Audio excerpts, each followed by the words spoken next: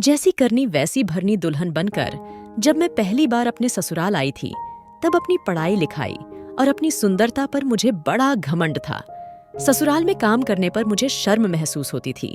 सारा दिन टीवी से चिपकी रहती थी। सासू माँ ही घर का सारा काम करती थी। मेरा पति तो मेरी उंगलियों में नाचता था। सास ससुर की मैंने कभी कदर नहीं की। उनके घर पर रहकर मेरी दादागिरी चलती रही। पति का सारा पैसा मैं अपनी मुट्ठी में रखती थी। मेरी पहले एक बेटी हुई, फिर 2 बेटे हुए। उनकी देखभाल भी सास ससुर से करवाती थी। जब तक मैं उनसे घर के 2-4 काम ना करवा लेती, उन्हें खाने के लिए रोटी का एक टुकड़ा भी नहीं देती थी। यह सिलसिला कई सालों तक यूं ही चलता रहा और एक दिन सास ससुर इस दुनिया से चल बसे। अब तक मेरे तीनों बच्चे जवान हो चुके थे। बेटी बड़ी थी, इसलिए बेटी की शादी शहर में एक पढ़े लिखे लड़के के साथ कर दी। फिर मैंने अपने लड़कों के लिए लड़कियां ढूंढनी शुरू की। शहर की 2 लड़कियां मिल गई, पढ़ी लिखी थीं और सुंदर थी। साल भर के भीतर दोनों लड़कियां बहू बनकर मेरे घर आ चुकी थीं।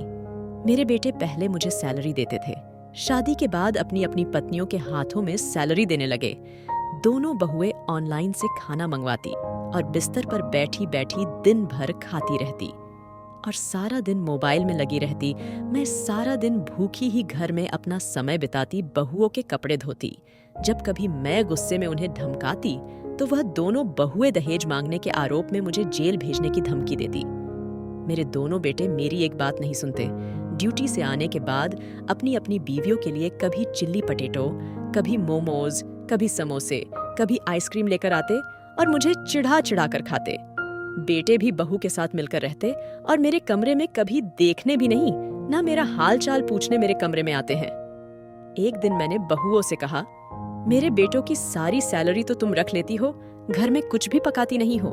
मैं और तेरे ससुर जी सारे दिन भूखे पड़े रहते हैं। शाम को बस गिनती की 2 रोटी मिलती है। उन 2 रोटी से हमारा पेट नहीं भरता, इसलिए मैं घर छोड़कर जा रही हूँ वृद्धा आश्रम के लिए। तब दोनों बहुओं ने मुझे एक मोटी रस्सी से एक कुर्सी में बांध दिया और एक पागल डॉक्टर को बुला लिया। वह पागल खाने का डॉक्टर था। बहुओं ने कहा, हमारी सास पागल हो गई है, वृद्धा आश्रम जाने का भूत सवार है। अगर हमारी सास आश्रम चली गई तो हमारा खाना कौन पकाएगा, हमारे कपड़े कौन धोएगा और हमारे बच्चों की देखभाल कौन करेगा। तब डॉक्टर ने मुझे करंट के बड़े बड़े झटके लगाए। मेरा तो पूरा दिमाग ही हिल गया, चक्कर आ गए। शाम को दोनों बेटे आए और बोले, क्या हमारी माँ पागल हो गई है? यह तो बड़ी खुशी की बात है। इस बुढ़िया को अब जंजीर से बांध कर रखना पड़ेगा। अब मैं घर के किसी कोने में जंजीर से बंधी रहती हूँ। मुझे पागल घोषित कर दिया गया है। डॉक्टर रोज आता है और बिजली के झटके देकर चला जाता है। आज मैं पछता रही हूँ।